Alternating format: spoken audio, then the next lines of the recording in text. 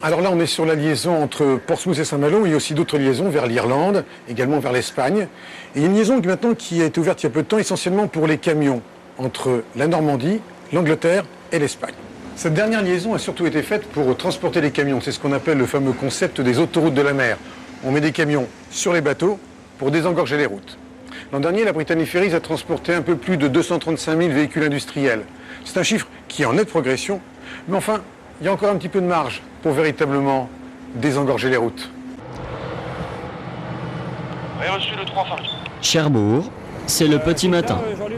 Dans le ventre du Cotentin, le balai des poids lourds a commencé.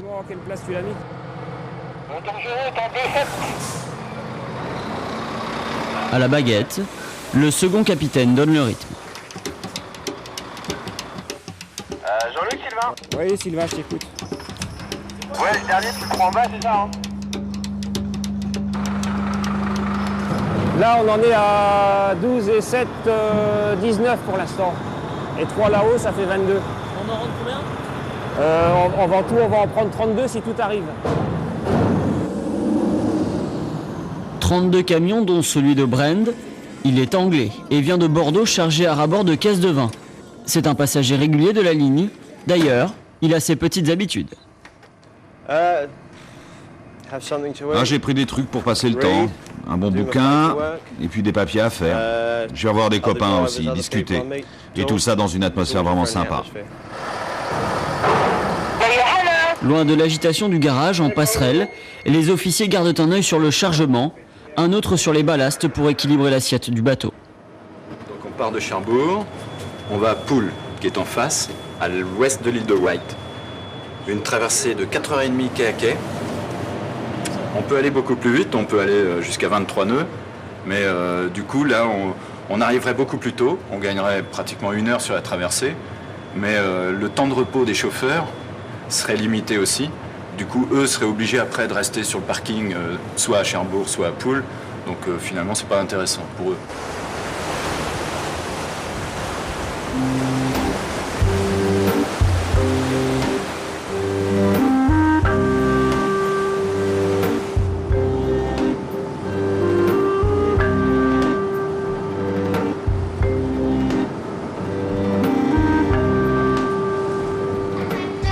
Sur l'autoroute de la mer, les chauffeurs sont au ralenti. Quelques coups d'œil vers le large, sans passion. Non, la croisière s'amuse, c'est pas ici. Sauf pour Brand, qui se sent déjà comme chez lui. Eh, dis donc, t'as fini toi?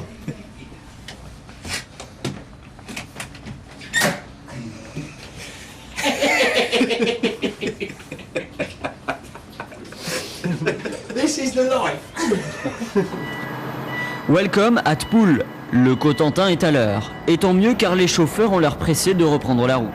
Sur le port, on prépare déjà la prochaine liaison vers Santander, en Espagne. 40 camions sont attendus ce soir. C'est peu tout de même au regard des 120 que le Cotentin a la prétention d'accueillir. Santander actuellement, c'est pratiquement 50% de Britanniques, 50% d'Espagnols. Il y a certains trafics qui viennent du Maroc et du Portugal qui représentent une petite partie de ce trafic, mais je dirais que le potentiel est plutôt sur le trafic espagnol que le trafic anglais. L'escale ne dure que quelques heures. Le temps de jeter un coup d'œil au-delà du quai. C'est bien l'Angleterre. Une pinte, 5 coups, et on repart.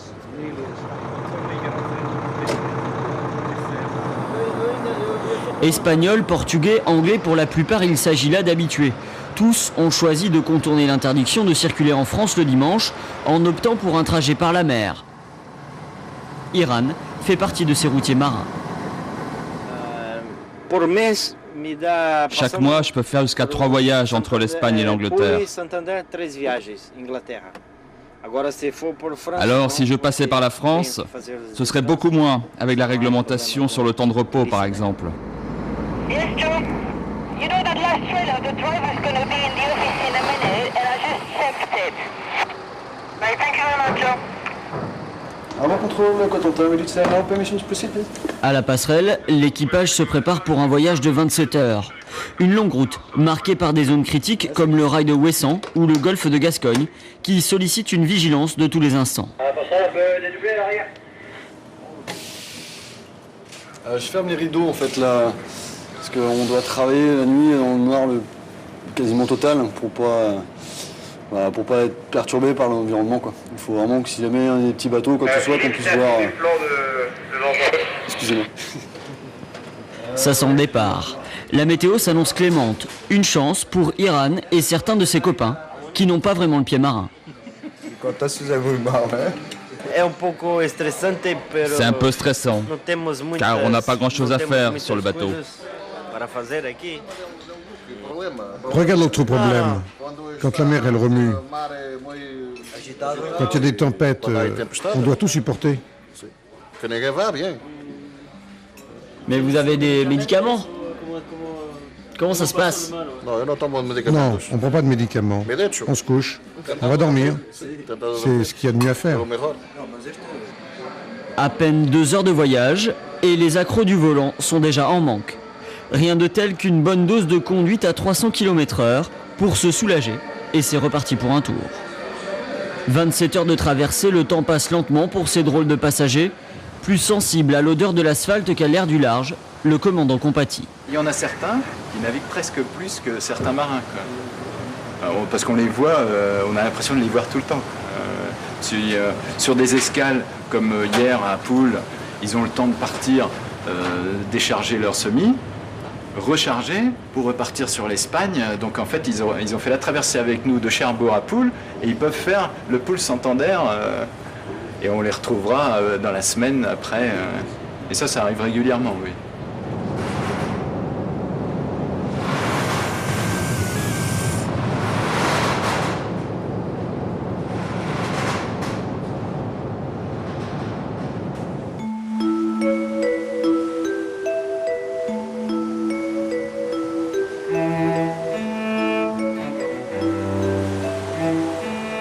Il est près de 23 heures lorsque le pilote embarque pour mener le ferry dans le chenal de Santander. Sur le port, une quarantaine de camions est déjà sur la ligne de départ. Si peu, si l'on compare aux 8000 poids lourds qui transitent chaque jour au poste frontière de Biriatou. Le Cotentin n'a jamais encore réussi à faire le plein de camions sur cette liaison et il semble qu'il faudra certainement encore du temps pour que cette alternative à la route soit définitivement adoptée par les transporteurs.